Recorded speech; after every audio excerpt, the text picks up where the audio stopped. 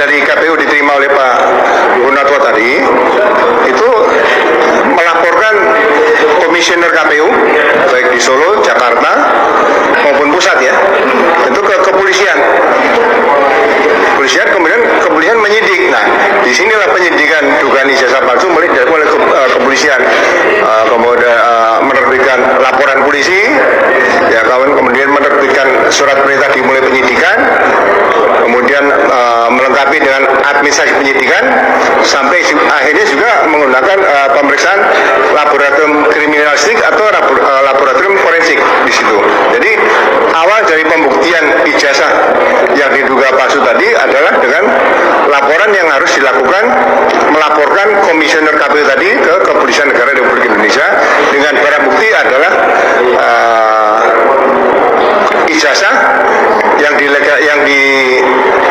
dilegalisir oleh KPU, dinyatakan dari KPU sebagai bukti utama nanti. Saya mendengar sendiri dari Ring 1 Istana yang membantu Presiden Jokowi sampai sekarang.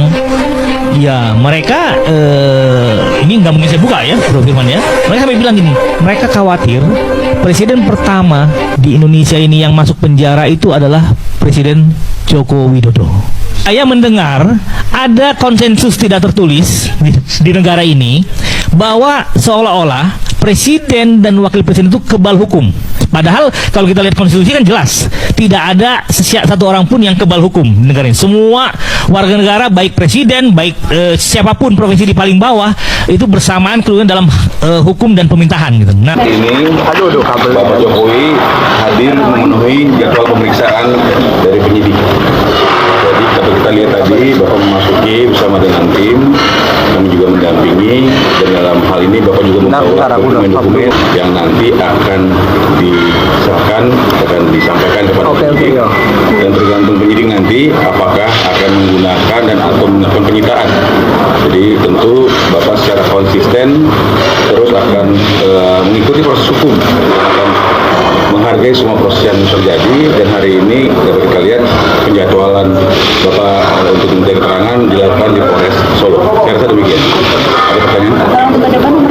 PN Surakarta sudah diputus oleh Majelis Hakim.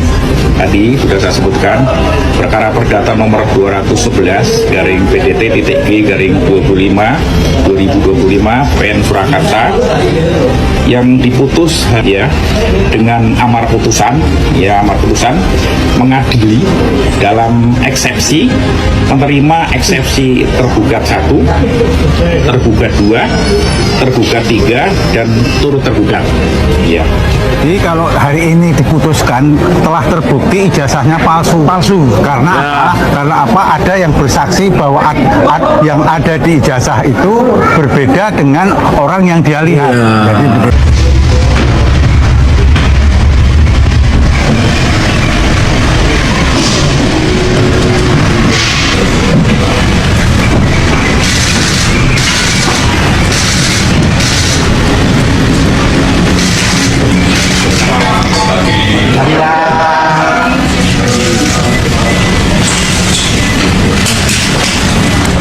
Jokowi akhirnya diperiksa soal ijazah.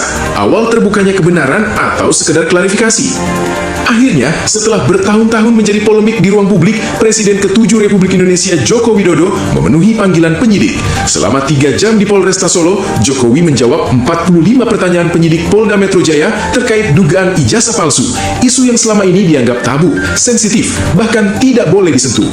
Peristiwa ini menandai titik penting. Untuk pertama kalinya, isu ijazah Jokowi tidak lagi sekedar perdebatan media sosial, tetapi masuk secara resmi ke ruang hukum. Jokowi akhirnya benar-benar penuhi panggilan untuk diperiksa.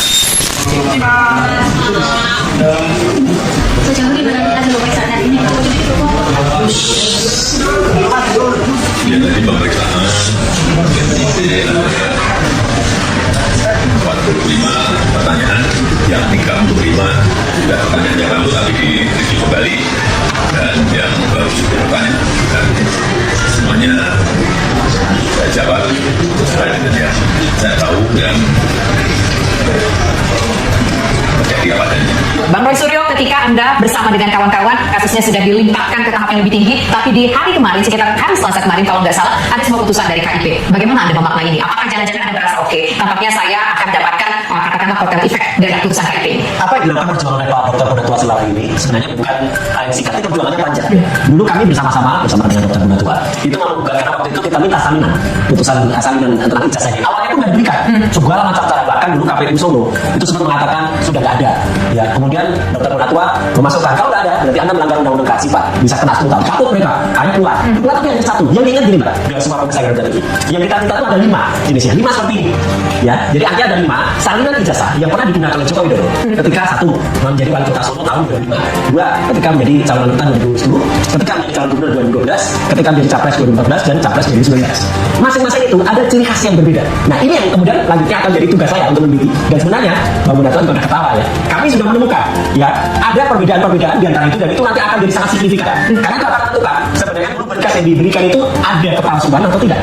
Karena tadi Pak Dr. Munaswan mengatakan 3 tanda tangan ini yang penting. Tanda tangan waktu itu Pak Rektor UGM tahun 85 yaitu Pak Tobu Yakob, Dekan Pak Nardi, dan juga Dekan pada saat ini diberikan dan tanggalnya kapan. Karena di sini misalnya ada Profesor Nardi, ya Profesor Dr. Muhammad Naim, bukan Dr. Muhammad Naim. Ada juga Profesor Sudiati. Ada juga nama seseorang yang harusnya itu ada juga, tapi itu belum muncul pada harusnya ada. Dan di situ nanti dimaksudkan oleh Pak Dr. Punatua itu sebagai kemenangan rakyat. Karena kalau ini terbuka, jadilah palsu nanti. 99,9% akan mendukung upaya kami ya di dalam membongkar ijazah palsu. Sama seperti kesaksian nanti. Silakan ditanya sendiri ke Pak Komjen. Yang dilihat pengalaman beliau melihat foto ini, beliau pernah langsung kan dengan Pak Jokowi. Nanti boleh ditanyakan ini Jokowi atau enggak? Gitu. Ya. Dan kami menurut penelitian telematika, begitu melihat foto ini foto baru, nggak mungkin foto 40 tahun yang lalu gitu. Oh di UGM nyatanya ini punya saya, punya kakak saya, punya ayah saya nggak ada materinya. Tapi itu bukan kehutanan tahun 85. Ya, ini nyatanya di Fakultas Kehutanan UGM ada yang warna hijau gitu, sarjana muda. Nah kalau ada di luar dari, saya takut anak-anak muda ini luar biasa Pak. Kemarin mereka di Borneo sana ketika aksi demo terjadi, mereka yang bersihin sendiri. Oh, critical thinking mereka luar biasa sekali. Kita benar-benar ada di generasi emas. Generasi emas ini dihasilkan bukan dari pemerintah yang baik, tapi memang dari akses internet yang luar biasa. Wow, mereka fluent sekali ngomong bahasa Inggris. Kadang kebalik-balik gitu, ya kan? Mereka sangat terbuka sama data. Nah, kita udah punya bonus demografi nih. Kalau pemerintah kita nggak benar, gila nggak sih? Bonus jadi negara pertama yang gagal menjalankan bonus demografi. Artinya apa? Artinya di sini kita bersuara, di sini kita berbicara, dalang segala macam itu bisa kita selesaikan nanti. Tapi apa evaluasi yang bisa dilakukan pemerintah? Kenapa nggak di sini? Apa salahnya? Satu permintaan maaf tidak akan melukai harga diri seseorang. Betul. Satu perbaikan mungkin menyelamatkan banyak nyawa orang lain. Ngomong RUU perampasan aset, oke, good. Tapi UU perlindungan rumah tangga kita juga perlu diproses. Buruh kita perlu dijaga. Sobat Politik, kembali lagi bersama saya di channel Rahasia Politik. Sebelum kita membahas isu panas hari ini, jangan lupa subscribe dan berikan komentar kalian. Teman-teman, kita baru saja menyaksikan sebuah cuplikan isu yang sangat menarik dan tengah menjadi perhatian besar di bangsa kita saat ini. Banyak sekali kasus-kasus pelik yang hingga kini belum juga terpecahkan. Namun di tengah situasi seperti ini, masyarakat kita sama sekali tidak patah arah atau putus asa untuk terus menyuarakan dan mengungkapkan kebenaran. Kita semua tahu dan bisa melihat bagaimana tindakan-tindakan yang dilakukan oleh sebagian pejabat atau kalangan tertentu di negara ini. Seringkali kebijakan yang diambil terkesan hanya mementingkan diri sendiri atau kelompok mereka saja tanpa memedulikan bagaimana kondisi masyarakat bawah yang semakin terhimpit oleh kemiskinan dan kesulitan hidup. Sementara itu, segelintir oknum pejabat justru asik menikmati fasilitas kekuasaan sesaat mereka. Untungnya, masih banyak orang-orang yang peduli dan mau memperjuangkan masa depan bangsa ini. Mereka berani bersuara karena apa yang terjadi sekarang bisa menjadi pertanda buruk jika dibiarkan begitu saja oleh para pejabat yang tidak bertanggung jawab. Satu hal yang harus disadari, masyarakat hari ini sudah jauh lebih pintar dan kritis. Kita bukan lagi masyarakat di era tahun 90-an yang mudah dibohongi atau dibodoh-bodohin. Segala bentuk manipulasi politik lambat daun lambat laun akan ketahuan. Belakangan ini, kita juga melihat eskalasi di masyarakat mulai dari munculnya aksi demo massa hingga berbagai pergolakan publik. Hal ini tentu memicu kita semua untuk bertanya-tanya, siapa sebenarnya dalam dibalik semua gerakan dan dinamika politik yang terjadi. Sayangnya, mereka yang menaruh agenda tersembunyi ini seringkali bersembunyi di balik layar, berpura-pura tidak tahu dan mencoba mengelabui masyarakat. Namun, sekeras apapun mereka mencoba menutupinya, kebenaran akan selalu menemukan jalannya untuk terungkap. Melihat situasi publik yang kian dinamis, banyak netizen yang memberikan peringatan dan masukan yang cukup tajam. Salah satunya mengingatkan agar pemimpin kita saat ini seperti Pak Prabowo harus sangat waspada terhadap orang di sekelilingnya. Seperti pepatah, musuh